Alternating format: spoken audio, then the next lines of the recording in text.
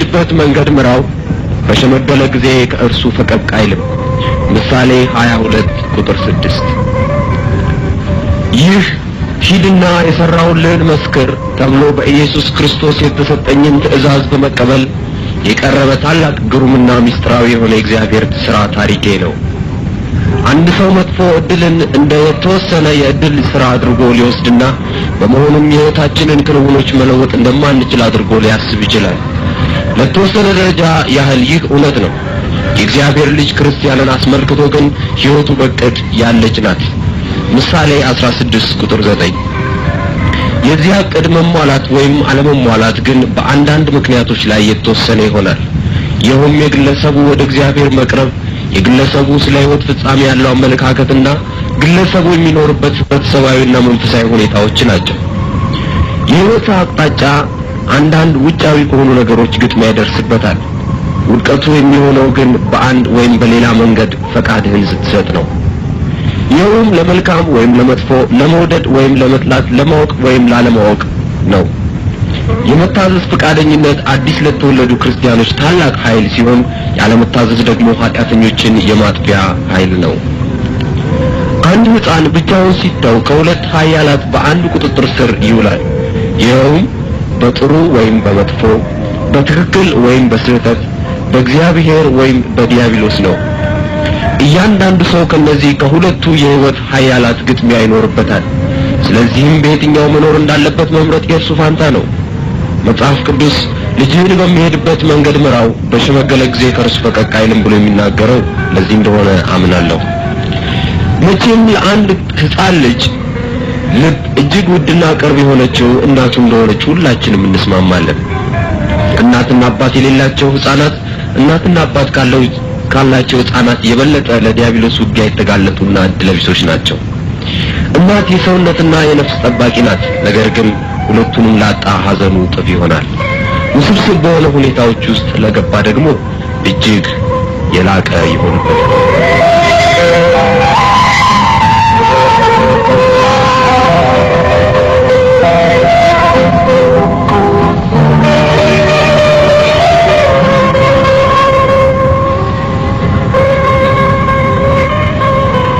ታሪኬ የጀመረው ከ22 ዓመት በፊት አነስተኛ ኢሞ በምትባል መንደር ውስጥ ነው። ቤተሰቦቼ ከሀብታም የሚመደቡ አልነበሩ። ነገር ግን አባቴ ከአያቴ 42 ሄክታር መሬት የወረሰ ሲሆን ይህም በረከት ዛሬ በቤተሰቡ ታሪክ ውስጥ የማያውቀውን መጥፎ ዕድልን አመጣ። አባቴ በቅርብና ሩቅ በሆኑ ዘመዶቹ በጣም ይቀናበት ነበር። ይህም ለምን እንደሆነ ባላውቅም ምናልባት ሰፊ በሆነው በወረሰው መሬቱ ምክንያት ሳይሆን እንዳልቀረ ገምታለሁ። እናትና አባቴ እንዲሁም ፍቅር፣ ማርጋሬት፣ አማኑኤልና ቼነር ከተባሉት ልጆቻቸው ጋር ደስተኛ ቤተሰብ ሆነን እንኖር ነበር። ወላጆቼ ሁለቱን ሴቶች ልጆች ከወለዱ በኋላ እኔ የተወለድኩት 14 ዓመት ቆይቶ ሲሆን በቤተሰብ ውስጥ ብቸኛ የሆንኩ ወንድ ልጅ ነበርኩ። ከኔም በኋላ ታናሽ ቼነር ነበረች። ይህም ለቤተሰቡ እውነተኛ ደስታን አመጣ። ነገር ግን ይህ ደስታን በጣም በመወዳት በምትሳሳልኝ በነበረችው እናቴ ሞት ምክንያት ረጅም አልሆነልንም። እናቴ ሞተችው በጠንቋይ ምክንያት እንደሆነ ተደርጎ ይነገራል። ከ4 ዓመት በኋላ አባቴ ሲሞት እንደገና ጂዶ ተብሎ በሚጠራ የጥንቆላ ሥራ ላይ ሰይጣን ተናዶበት እንደገደለውም ተወራ። ከወላጆቼ ሞት በኋላ 2 ዓመት በኋላ የመጀመሪያው ታላቅ እህቴ ፍቅር የት እንደደረሰች በማይታወቅ ምስጢራዊ አጠፋፍ ስትጠፋ፣ ከእርሷ ቀጥላ ያለችው ማርጋሬት ደግሞ አበደች። ይህ ሁኔታ ደስተኛ መሆን በሚገባው ቤተሰብ ላይ እንደ ሰንሰለት የተያዘ ሐዘንን አመጣ። ትምህርቴን ጨርሼ አይተም 2ኛ ደረጃ ትምህርት ቤት ውስጥ ገባሁ። ቀጥሎም እስከ 3 ክፍል ድረስ ከተማርኩ በኋላ ለትምህርት ቤት የምከፍለውንና ለሌሎች ጉዳይ የሚሆነኝን ገንዘብ በማጣቴ ትምህርቴን አቋረጥኩ። ብዙም ሳይቆይ አያቶቼ ሞቱ። የቀብሩ ስነ ስርዓት ከተፈጸመ በኋላ የማላቃቸው ዘመዶቼ ታናሽ እህቴን ቼነርን ወሰዷት። እስከ ዛሬ ድረስ የት እንዳለችም አላውቅም። ከከፍተኛ የእንክብካቤ ጉድለት የተነሳ ወደ አባቴ ቤት ተመልሼ በ13 ዓመቴ ብቻዬን ለመኖር ተገደድኩኝ። በእውነ የ13 ዓመት ልጅ እንዴት ብቻውን በአባቱ ጠላቶች ከዚያም ደግሞ በራሱ ጠላቶች መካከል ሆኖ ራሱን እየመገበ ሊኖር ይችላል? በጣም ፈራሁ። እነዚህ ሁኔታዎች ዋጋ ያለው ኑሮ ከእንግዲህ ወዲህ ልኖር እንደማልችል አድርገው አሳዩኝ። አንድ ቀን በአንደኛ ደረጃ ትምህርት ቤቴ ሳለሁ ጓደኛዬ የነበረው ኬንዱ የሚባል ልጅ አገኘው። ኬንዱን በጣም ይወደኝ ነበር። የደረሰብኝም ሁኔታ ሁሉ ስለሰማ ወደ ቤተሰቦቹ ወሰደኝ። እነሱም ዝግጁ ሆነው ተቀበሉኝ። እንደ ሁለተኛ ልጃቸውም አደረጉኝ። ሕይወቴ እንደገና ወደ ትክክለኛ ሁኔታ መጣ። በጥንቃቄም ተያዝኩ። እንደገናም ደስተኛ መሆን ጀመርኩ። ያኔም እናቴ በሕይወት ሳለች ወደ እርሱ የጸለየችለት አምላክ አንድ ቦታ እንዳለና ስለዚህም ይህንን አዲስ ቤተሰብ እንደሰጠኝ አወቅኩ ብዬ በአእምሮዬ ወሰድኩ። ይህንን መልካምነት ለ2 ዓመት ያህል ከተደሰትኩበት በኋላ እንደገና ሰይጣን አፈረሰው። ኬንዱም ቤተሰቦቹ ወደ አሞኒያ በሚባል ስፍራ ሲጓዙ በመኪና ቀይ አፈር ከጫነ ቴፐር ጋር ተጋጭተው ወዲያውኑ ሞቱ። ይህንን ዜና ስሰማ ተዝለፍልፌ ወደቅኩ። ሐዘኔንም በይበልጥ እናንተ ልትገምቱልኝ ትችላላችሁ።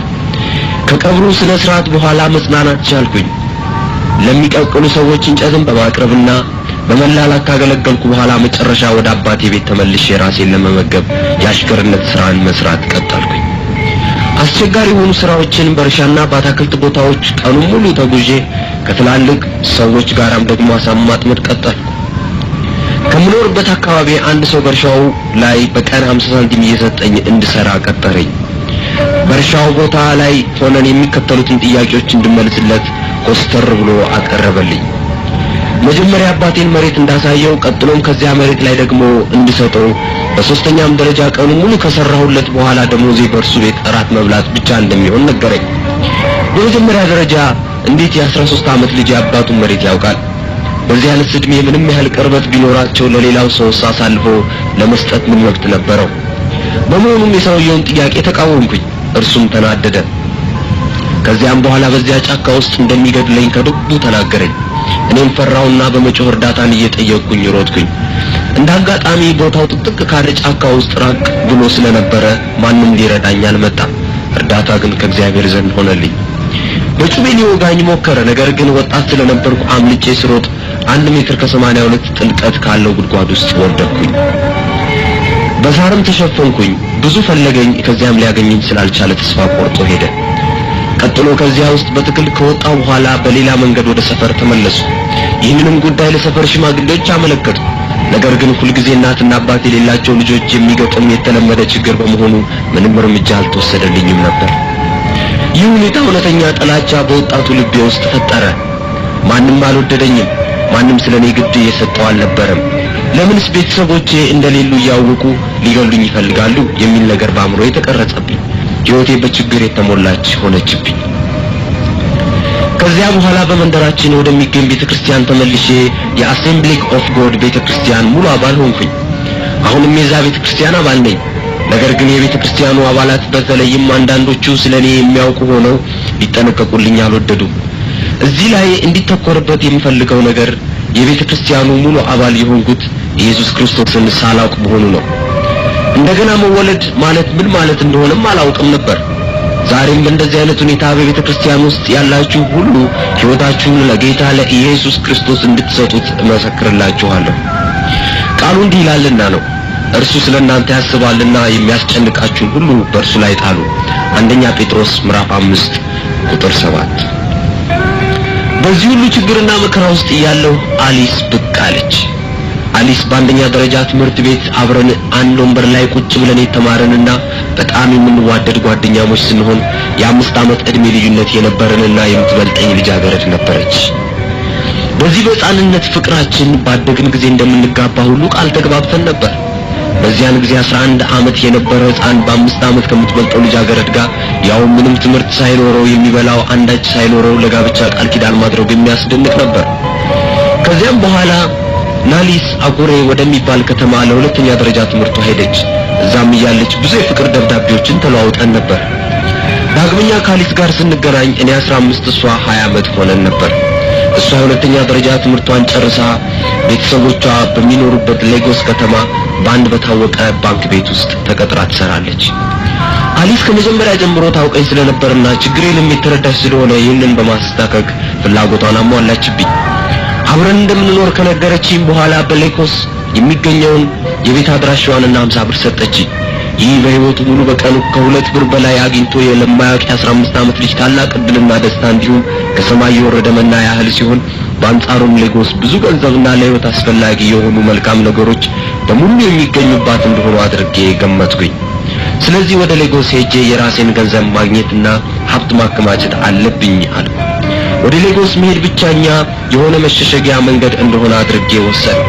ከአባቴ ጠላቶች፣ ከእኔም ጠላቶች፣ ከረሃብና ከሌሎች ብዙ ችግሮች መሸሸጊያ እሱ ብቻ ነው አልኩ። መሸሽ መሸሽ፣ አዎ ከክፋት ሁሉ መሸሽ።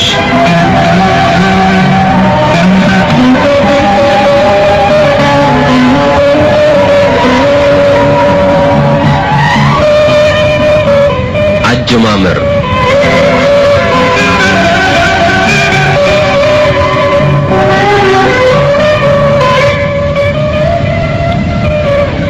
ለሰው ቀን የምትመስል መንገድ አለች፣ ፍጻሜዋ ግን የሞት መንገድ ነው። ምሳሌ 14 ቁጥር 12። ክፎች ግን እንደሚንቀሳቀስ ባህር ናቸው፣ ጸጥ ይል ዘንድ አይችልምና ውኆችም ጭቃና ጉድፍ ያወጣሉና ለክፎች ሰላም የላቸውም ይላል አምላኬ። ኢሳይያስ 57 ከቁጥር 20 እስከ 21። ታዲያ ሕይወትም ከኢየሱስ ክርስቶስ ውጭ ልክ በቃሉ እንደተጠቀሰው ነው። አሊስ የሰጠችኝን 50 ብርና አድራሻ ይዤ ነጻነት ለማግኘት ከስር ለመፈታት ወደ ደስታና ወደ ሌሎችም እነዚህን ወደ መሳሰሉ ለመሸሽ ትንሿን መንደሬን ትቼ ወጣሁ። ነገር ግን ቆይቼ እንደምታዩት በወጣቱ አእምሮዬ ውስጥ ከታዘለው ነገር ሁሉ እጅግ የራቀ ሁኔታ ነገር ያጋጠመኝ። ሌጎስ ደርስ ከዓይኖቼ እጅግ በጣም ውብ ሆኖ ከሚታዩ የተነሳ የመንግስተ ሰማያትና በአጠቃላይ መንግስተ ሰማያትን ሊመስል ይችላል ከምለው ነገር ሁሉ ጋር አወዳደርኩት። በጣም ረጅምና የሚያማምሩ ህንጻዎችን አየሁ። የሰው ሁሉ ፊት በደስታ የተሞላ እንደሆነ መሰለኝ። እያንዳንዱ ሰው ለራሱ ስራ የሚሯሯጥ እንደሆነና በዚህች ከተማ ያሉ ሰዎች እጅግ ስራ እንደሚበዛባቸውም ደግሞ አስተዋልኩ። በጣም ከመደሰት የተነሳ አሁን ነፃ ነኝ ብዬ ለራሴ ተናገርኩ። በአኮንቲኖ መንገድ ቪክቶሪያ ደሴት ስደርስ አሊስ ከቤተሰቦቿ ጋር ሆና ጥሩ አቀባበል አደረገችልኝ። ከአንድ ስፍራ እንደመምጣታችን ሁሉ ቤተሰቦቿ በደንብ ያውቁኝ ነበር። ነገር ግን ከልጃቸው ጋር ያለኝን ግንኙነት ምንም የሚያውቁት አልነበረም። ከዚያ በኋላ አሊስ ወደፊት የምታገባው ሰው እኔን እንደሆነ ለቤተሰቦቿ አስተዋወቀችኝ። ቤተሰቦቿም በጣም ደነገጡ። ነገር ግን ከጥቂት ውይይት በኋላ እኔ ትምህርቴን እንድቀጥልና ከጨረስኩ በኋላ የምንጋባ ቢሆን ምንም እንዳይደለ ተስማሙ። ይሁን እንጂ አሊስን ነገር አጥብቃ ተቃወመች። እንዲያውም ወዲያው ከእርሷ ጋር ሄጄ መኖሪያ ቤቷ አብሬያት እንድኖር ይህንንም እንዲፈቅዱ ጠየቀቻቸው። ቤተሰቦቿ ይህንን ሊቀበሉ አልቻሉም። እሷ ግን ግድ አለቻቸው። ከብዙ ክርክር በኋላ ሊገለጽ በማይችል ሁኔታ አሳመነቻቸው። እሺም አሏት። አብረንም ወደ ቤቷ ሄድን።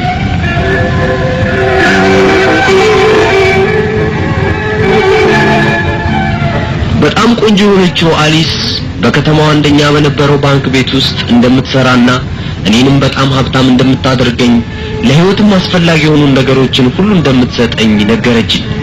አንድ ቀንም እንደዚህ አለችኝ፣ ብቻ ዝም ብለህ ራስህን አረጋጋና ተደሰት ስትለኝ ስለ ሌጎስ መጀመሪያ ሳያት ያሰብኩት ትክክለኛ እንደሆነ አድርጌ እርግጠኛ ሆንኩ። ከጥቂት ወራት በፊት በዚያ አነስተኛ ጎዳና መንደር በጥላቻ በረሃብና በስቃይ ተከብቤ የኖርኩበትን አሁን በትልቅ ከተማ ውስጥ ሙሉ ዕቃ ባለው ቤት ውስጥ የፈለኩትን ልትሰጠኝ ቃል ከገባችልኝ ቆንጆዋ ሚስቴ ጋር አለሁ። ስጦታዎችን፣ ገንዘብን፣ ልብሶችን፣ ፍቅርን ሁሉ አዘነበችልኝ። በህይወቴ ሙሉ ዓለም በእንደዚህ አይነት ጥሩ ነገሮች የተሞላች ናት ብዬ አስቤ አላውቅም ነበር። በእርግጥ ዲያብሎስ አታላይ ነው። ቃሉ እንደዚህ ይላል፣ ሌባው ሊሰርቅና ሊያርድ ሊያጠፋም እንጂ ስለሌላ አይመጣም። እኔ ህይወት እንዲሆንላችሁ እንዲበዛላችሁ መጣሁ። ዮሐንስ 10 ቁጥር 10። አድማጮቼ ሆይ ዲያብሎስ ምንም ነጻ ስጦታ የለውም። ምንም ነገር ቢሰጣችሁ በለውጡ ነፍሳችሁን ለመውሰድ ሲል ብቻ ነው። ይህ የጤንነትና የደስታ ኑሮ ብዙም አልቆየም። ምክንያቱም ከ3 ወር በኋላ እንግዳ ነገሮች መታየት ጀመሩ።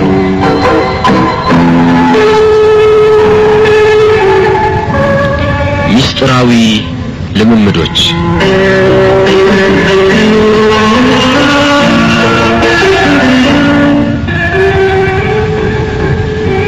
አንድ ቀን ማታ ጨለማ በሆነ ሌሊት ከእንቅልፌ ስነቃ በአጠገቤ እየተባለ የሚጠራና ክብ ሆኖ በመቀመጥ አንገቱን ብቅ የሚያደርግ ትልቅ እባብ ተጋድሞ አየሁ። ልጮህም ፈለኩ፣ ነገር ግን አልቻልኩም። ሌላ ሌሊት ደግሞ ስነቃ የአሊስ ሰውነት በውስጡ አሳልፎ እንደሚያሳይ ዕቃ መያዣ ቦርሳ ሆኖ አገኘዋለሁ። ሌላ ሌሊት ደግሞ ስነቃ አንዴ ትጠፋለች፣ አንዴ ብቅ ትላለች። አንዳንድ ሌሊት ደግሞ ስነቃ እንግዳ የሆነ ድምጽ ወይም ዳንስ በሳሎን ቤት ውስጥ ሰማለሁ። ይህንን አስፈሪ ሁኔታ ልቋቋም ስላልቻልኩ ላናግራት ወሰንኩ። የመጀመሪያ መልሷ ቁጣና እንዲህ ያለ ከባድ ማስጠንቀቂያ ነበር። ይህን ጥያቄ ሁለተኛ ደግመህ እንዳትጠይቀኝ፣ አለበለዚያ ካንተ ጋር ያለን ግንኙነት የተለየ ይሆናል አለች። ከዚያም በኋላ ሕይወቴ በአደጋ ውስጥ እንደሆነች አወቅሁ። ይህንን ሁሉ ለማየት ከመምጣት ይልቅ በትንሿ መንደሬ ሆኜ የነበርኩበትን የስቃይ ኑሮ መረጥኩ። እጅግ አድርጌ ፈራኋት። ከሁለት ቀናት በኋላ ፈገግታ እያሳየችኝ አቀፈችኝ፣ ስጦታዎችንም ሰጠችኝ። በጣም አድርጋ እንደምትወደኝና እንደምትጠነቀቅልኝም ነገረችኝ፣ አጽናናችኝ። ሁኔታዎችን ሁሉ በኋላ እንደምትገልጽልኝ ነገረችኝ። ወደ አንድ የመዝናኛ የምሽት ክበብ ወሰደችኝ። እዚያም ሀብታም ልታደርገኝ ቃል የገባችልኝን አስታወሰችኝ። ከዛም ቀጥሎ እንደዚህ አለችኝ። አንድ ቀን እኔ የማውቃቸውን ነገሮች ሁሉ ታውቃለህ አለችኝና ወደ ቤት ተመልሰን ሄድን። ሕይወቴም እንደበፊቱ በትክክለኛነቱ ቀጠለ። ነገር ግን በውስጤ በአደጋ ውስጥ እንዳለው ተረዳሁ። እንዴት ላመልጥ እችላለሁ? ላምልጥስ ብል ወዴት እሄዳለሁ? እዚህ ላይ ሊተኮርበት የሚገባው ነገር የአሊስ ቤተሰቦች ወጣቷ ልጃቸው ኮስተር ብላ በጥንቆላና በርኩስ መንፈስ ስራ ውስጥ መዘፈቋን አለማወቃቸው ነው።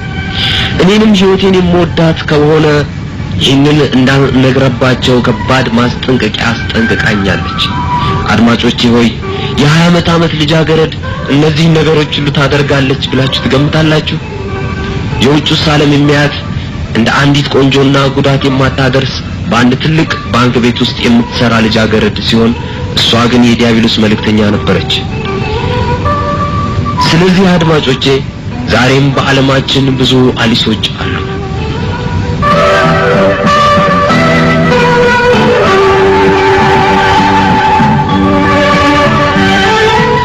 አስፈሪው ግኝት።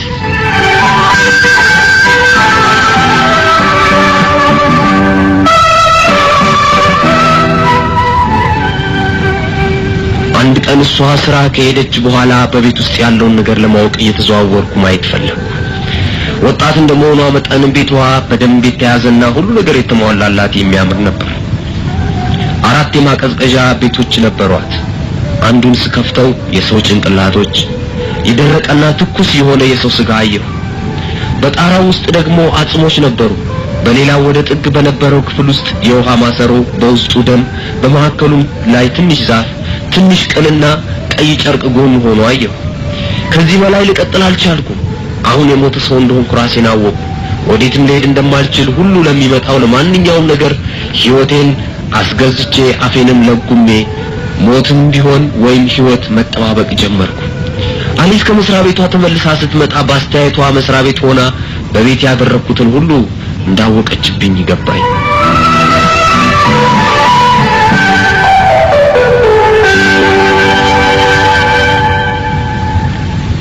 ከጥንቆላውና ከአስማተኛው ዓለም ጋር ተዋወቅኩኝ።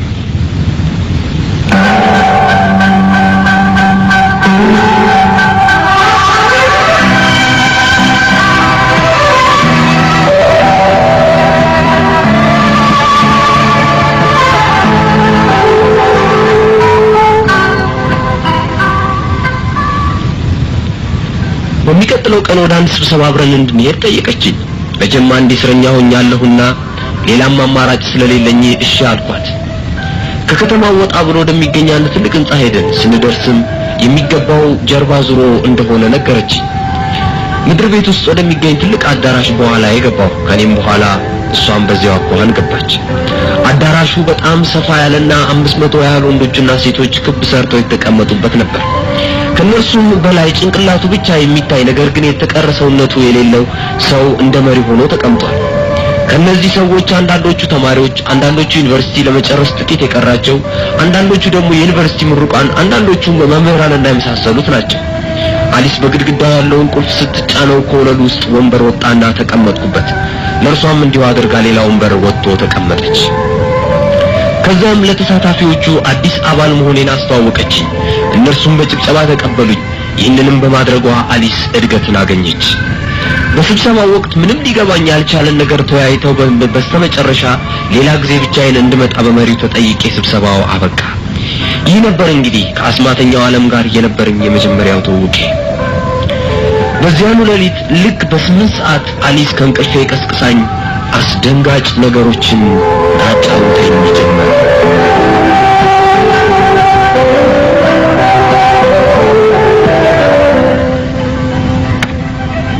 እኔ እንደምታየኝ እንደማንኛውም ተራ ሰው አይነት አይደለሁም። እኔ ግማሽ ሰው ግማሽ መንፈስ፣ በይበልጥም ከመንፈሱ ነኝ። ከወደ ጥግ ባለው ክፍል የምታየው መናፍስት በቀኑ ውሎዬ እንዲመሩኝ በጠዋት ድግምቴ የምጠቀምበት ነው። ስለ አጽሞቹ ሌላ ጊዜ እነግርሃለሁ።